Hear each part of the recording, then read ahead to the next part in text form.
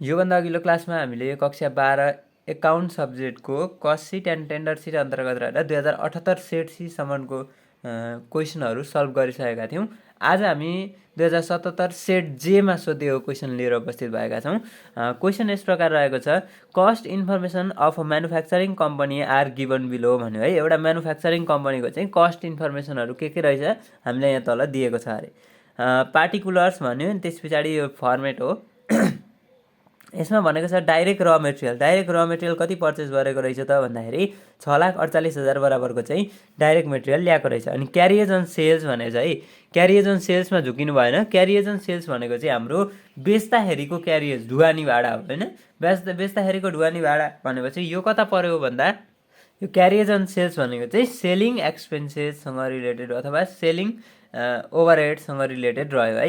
यहाँ क्यारिएज on purchase भनेको थियो भने हाम्रो माथि नै आउँथ्यो यो ओपनिङ स्टक अफ र मेटेरियल, त्यसमा डाइरेक्ट मेटेरियल पर्चेस अनि पर्चेससँग रिलेटेड एक्सपेन्सेस भएको कारणले क्यारिएज अन पर्चेस भन्न आउँथ्यो। तर क्यारिएज अन सेल्स भनेको चाहिँ सेलिङ ओभरहेडमा चाहिँ जान्छ है, किनभने बेच्दाखेरि लाग्ने जति पनि कुराहरू हुन्छन्, जति पनि खर्चहरू हुन्छन् त्यो चाहिँ हाम्रो कहाँ जान्छ त सेलिङ ओभरहेडभित्र जान्छ।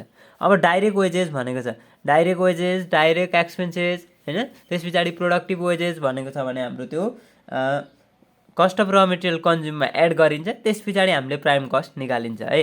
अनि इन्सुरेन्स भनेको चाहिँ यो अफिससँग रिलेटेड भयो।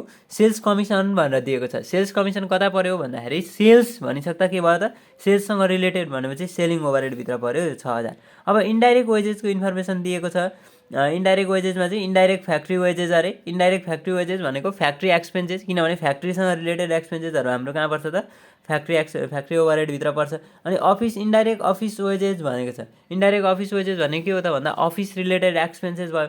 अफिस रिलेटेड एक्सपेन्सेस भइसकिसकेपछि हामीले यसलाई पनि के गर्नु पऱ्यो त अफिसमा लगेर राख्नु पऱ्यो।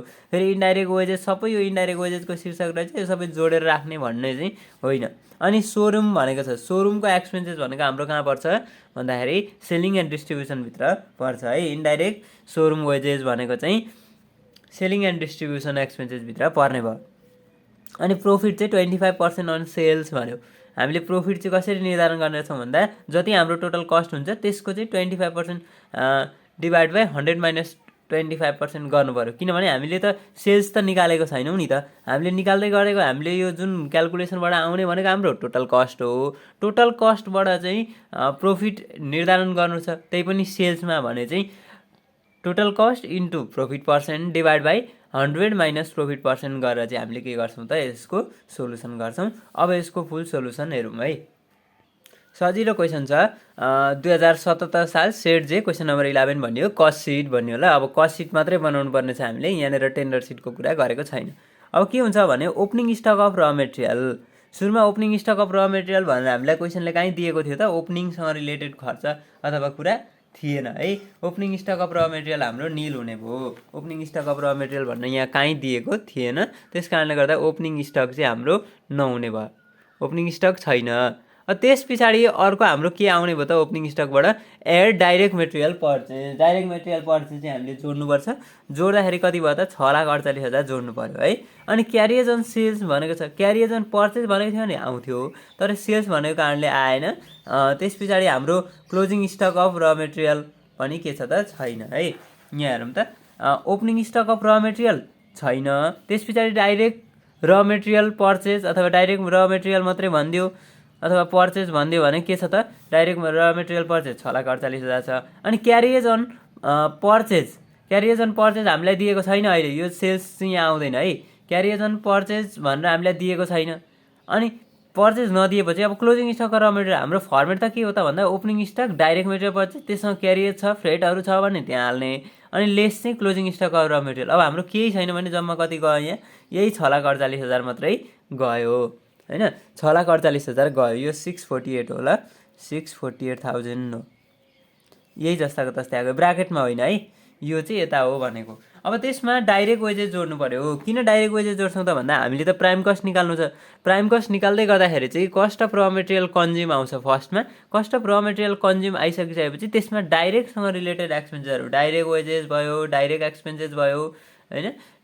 त्यस पछाडि डाइरेक्ट को अरू प्रोडक्टिभ वेजेस भनेर भयो हो, यिनीहरू छ भने हामीले त्यो जोड्ने हो। अहिले जम्मा डाइरेक्ट वेजेस मात्रै छ त्यो जोडियो 9,48,000 भयो। 6,48,000 मा 3 लाख जोडेर 9,48,000, यसको नाम के हो त?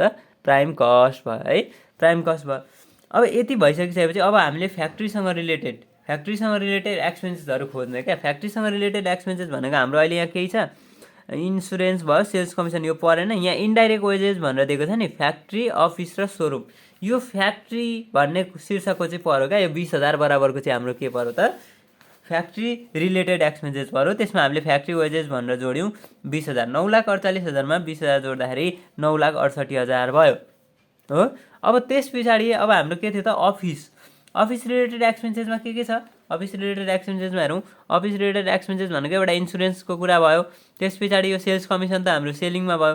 यहीँ अफिस भनेर इन्डाइरेक्ट वेजेस अफिसको छ भनेको अफिस इन्डाइरेक्ट वेजेस भन्दा पनि भयो, अथवा अफिस वेजेस भन्दा पनि भयो है। इन्सुरेन्स र अफिस वेजेस रहेछ 14,000 र 18,000 रहेछ। 14 र 18ले 32 भयो। 9,68,000 र 32ले कति भयो त? 10 लाख भयो है। 10 लाख चाहिँ हाम्रो के भयो त? अब फ्याक्ट्री कस्ट आइसकेको छ। फ्याक्ट्री प्राइम कस्टमा फ्याक्ट्री वेजेस जोडेर फ्याक्ट्री कस्ट आयो। फ्याक्ट्री कस्टमा चाहिँ अब हामीले यो भनेको के हो त? यसको नाम के हो? अफिस ओभरहेड हो है, अफिस ओभरहेड हो। अफिस ओभरहेड जोड्दाखेरि हाम्रो के आउँछ त? फ्याक्ट्री कस्टमा अफिस ओभरहेड जोडेपछि हाम्रो आउने भनेको cost of production. Cost of production आयो 10 लाख। अब कस्ट अफ प्रोडक्सन आइसकिसकेपछि अब हामीले जोड्ने भनेको सेलिङ ओभरहेड।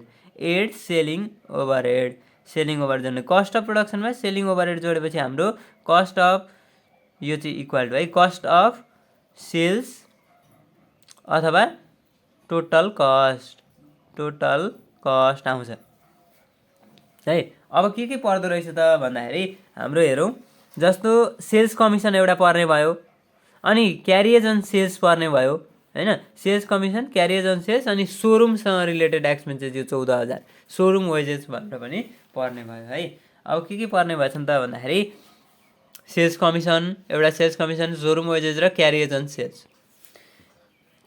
सेल्स। अब 6,000, 14,000, यो 15,000ले कति भयो? 14 साले 20, 15ले 35,000 भयो। 10 लाखमा 35,000 जोड्ने कति भयो? 10,35,000 भयो टोटल कस्ट।